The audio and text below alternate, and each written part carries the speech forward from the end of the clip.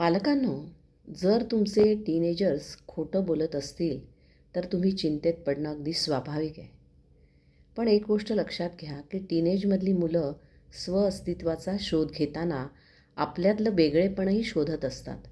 आपण जे बोलतो, ज्या मित्रमैत्रिणीत राहतो, ज्या गोष्टी करतो, जे आपल्याला आवडतं, जे सोशल मीडियावरती पाहावंसं वाटतं, ज्यांचं अनुकरण करावंसं वाटतं, ज्यांच्याशी गप्पा माराव्याशा वाटतात, जे लोक त्यांना आयडॉल वाटतात, हे सारं तुम्हाला मनापासून आवडत नाही. जरी ते तुम्ही आवडतंय असं दाखवत असला तरी हे मुलांना पक्कं ठाऊक असतं. तुमचा आणि त्यांचा संघर्ष टाळण्यासाठी बऱ्याच गोष्टी ते तुम्हाला फिल्टर करून सांगतात, एडिट करून सांगतात आणि काही वेळेस तर मजबूत खोटं बोलतात. मात्र हे जेव्हा उघडकीस येतं ना, तेव्हा तुमच्या दोघांमधला संघर्ष हा अटळ असतो. मुलं खोटं बोलतात तेव्हा पालकांना स्वाभाविकच तो त्यांचा अपमान वाटतो. पण तुमचा अपमान करणं हा त्यांचा कधीच हेतू नसतो, हे पहिल्यांदा समजून घ्या. हे खोटं बोलणं बहुतेक वेळा तुम्ही कसे रिॲक्ट व्हाल या भीतीमधून येत असतं. तुमचं मत काय असेल या गोष्टीचं त्यांच्या मनावर दडपणही असतं. त्यातूनही मुलं खोटं बोलतात किंवा त्यांना तुम्हाला खरं सांगणं त्यांच्या आयुष्यातल्या स्मूथनेसच्या दृष्टीने सुरक्षित वाटत नाही. म्हणूनच मुलांना खोटं बोलण्याची कारणं काय असू शकतील ती आपण जाणून घेऊया.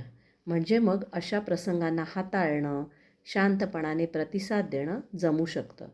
आता समजून घेऊया की मुलं या वयात खोटं का बोलतात. टीनेजमध्ये मुलांना ना त्यांचं स्वातंत्र्य खूप प्रिय असतं आणि स्वतःचं स्वातंत्र्य जपण्यासाठी मुलं खोटं बोलायला लागतात.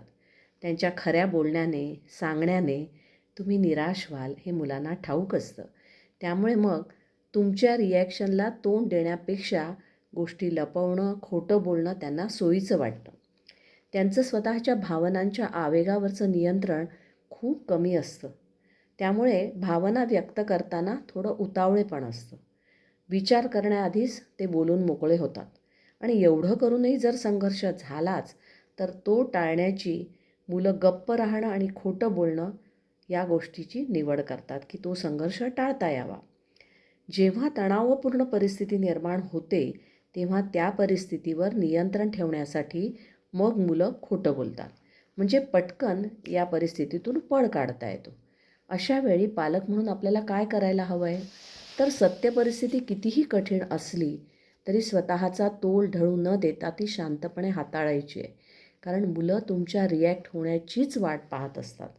मुलांच्या वागण्याबद्दल आरडाओरडा करण्यापेक्षा त्यांचं वागणं आपल्याला कसं सुधारता येईल तो मार्ग दाखवायला हवा.